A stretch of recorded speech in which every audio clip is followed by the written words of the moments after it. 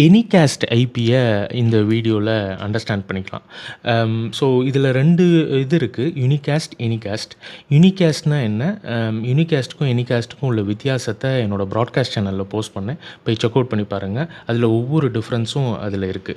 So இந்த வீடியோல எனிகாஸ்ட் வந்து ஏடபிள்யூஎஸ்ல எந்த சர்வீஸ் யூஸ் பண்ணுது?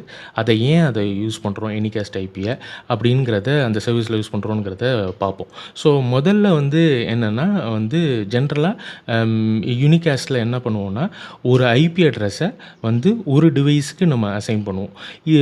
எனிகாஸ்ட்ல என்ன பண்ணுவோம்னா வந்து ஒரே ஐபிய மல்டிபிள் டிவைஸஸ்க்கு அசைன் பண்ணுவோம். ஜென்ரலா டிஃப்ரெண்ட் லொகேஷன்ஸ்ல இருக்கிற சர்வர்ஸ்க்கு அத அசைன் பண்ணுவோம். ஸோ இப்போ ஒருத்தர் வந்து பூனேலேருந்து ஒருத்தர் வந்து class.alden.social ங்கிற யூஆர்எல் ஆக்சஸ் பண்ணாருன்னா, அது இந்த ஐபிக்கு ரிசால்வ் ஆகும். ஸோ அந்த ஐபி வந்து என்ன ஆகும்னா, க்ளோசஸ்ட்ல எந்த ஐபி இருக்குதோ, ஸோ பூனேல இருக்கிறவரு வந்து மும்பை சர்வர ஆக்சஸ் பண்ணுவாரு.